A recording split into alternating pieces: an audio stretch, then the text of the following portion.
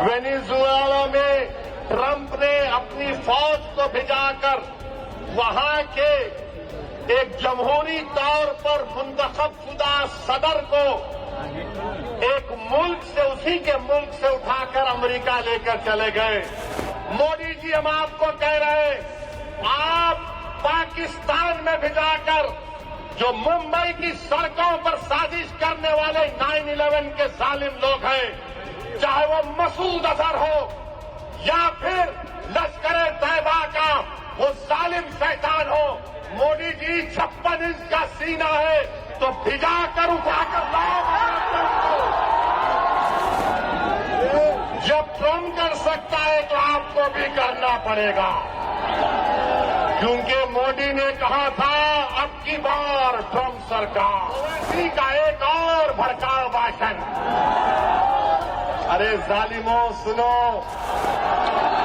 तुम्हारी सोच के सांचे में ढल नहीं सकता, जबान काट लो, लहजा बदल नहीं सकता।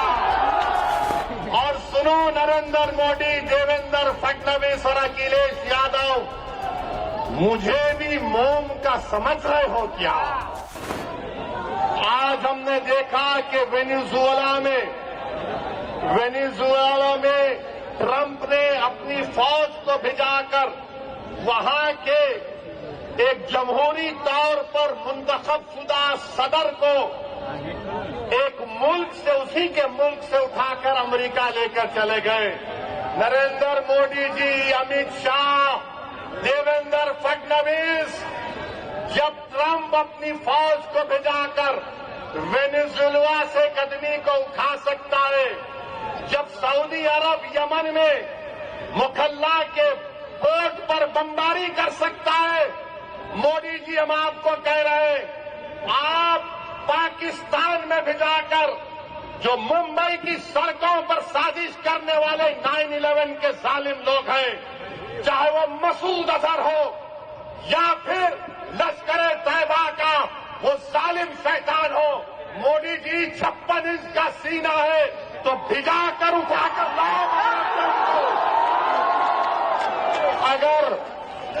अगर ट्रंप कर सकता है तो क्या आप कम है?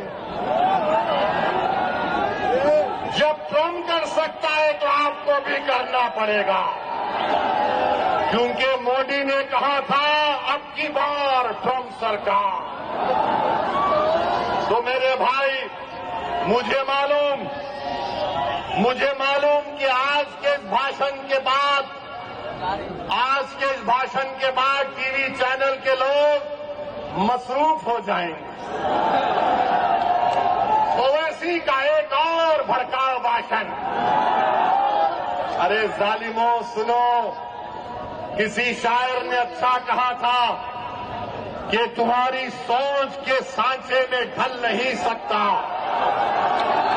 तुम्हारी सोच के सांचे में ढल नहीं सकता, जबान काट लो, लहजा बदल नहीं सकता, जबान काट लो, लहजा बदल नहीं सकता। और सुनो नरेंद्र मोदी, देवेंद्र फडणवीस और अखिलेश यादव, मुझे भी मोम का समझ रहे हो क्या?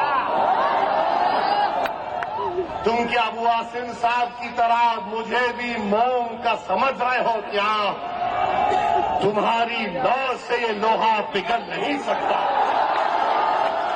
तो मेरे अजीज दोस्तों और बुजुर्गों, अब आएंगे समाजवादी के लोग, उत्तर प्रदेश से भी आएंगे और आकर सिर्फ एक ही का नाम लेंगे, दूल्हे भाई आकर ये बोलकर गए थे। तो इनको पूछो, अगर समाजवादी पार्टी के तरफ से कोई एमपी आएगा तो एमपी से पूछो, जब भारत की पार्लियामेंट में वंदे मातरम पर बहस हो रही थी तो किसने भारत की पार्लियामेंट में खड़े होकर भारत के संविधान का हवाला देकर कहा था? मैंने कहा था कि भारत का जो आईन है, प्रियम्बल है, वो शुरू होता वी द पीपल के नाम से, भारत माता के नाम से शुरू नहीं होता। वो किसने भारत की पार्लियामेंट में खड़े होकर कहा था कि भारत का जो संविधान का आइन का प्रियम्बल है वो क्या कहता है? जिस वक्त संविधान को बना रहे थे 24 जनवरी 1950 को, तो क्या कहा था? Liberty of thought, expression, belief, faith and worship कहा था हमने। और ये समाजवादी पार्टी के जितने एमपी खड़े होकर कह रहे थे, मैंने खड़े होकर कहा हम इस मुल्क के लिए अपनी जानों को कुर्बान कर दिया और करते रहेंगे। मगर हमने कहा कि हम सिर्फ अल्लाह की इबादत करने वाले हैं। हम अपनी मां से बेइंतहा मोहब्बत करते। मेरी मां खुदा नहीं है, मेरा खुदा वो है जो जमीन और आसमान का खालिक है।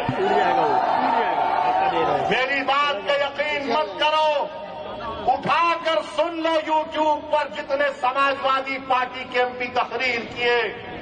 मैंने कहा था इय्याका नाबुदु व इय्याका नस्तईन। तुमने क्या कहा था बताओ? भारत का संविधान मुझे इस बात की इजाजत देता है। ये समाजवादी पार्टी ने उत्तर प्रदेश में और महाराष्ट्र में जितना बेड़ा गर्क किया है मुस्लिम अक़लियत का, जितना इसमें बराबर का हाथ कांग्रेस का, शिवसेना का, राष्ट्रवादी कांग्रेस का है, बीजेपी का है, उतना भी हिस्सा समाजवादी पार्टी का भी है। याद रखो आप, ये तमाम नहीं चाहते कि तुम्हारे दिल में जो तकलीफ है तुम्हारी जबान पर आ जाए। ये कभी नहीं चाहते कि तुम्हारे जो ख्वाब है उसको पूरा किया जाए। ये कभी नहीं चाहते कि तुमको साथ लाकर खड़ा किया जाए। ये कभी नहीं चाहते कि तुमको लीडर बनाया जाए। मजलिस का पैगाम ये है कि तुम साथ भी खड़े हो गए, तुम आत्मियात डालकर जमहूरी तरीके से अपनी लड़ाई को लड़ोगे। तो क्या आप मजलिस को देंगे 15 तारीख को? 15 तारीख को पतंग के निशान पर बटन दबेगा। तो लगाइए मेरे साथ नारा, नारे तकबीर, नारे तकबीर। अपने अपने सेलफोन की लाइट खोलकर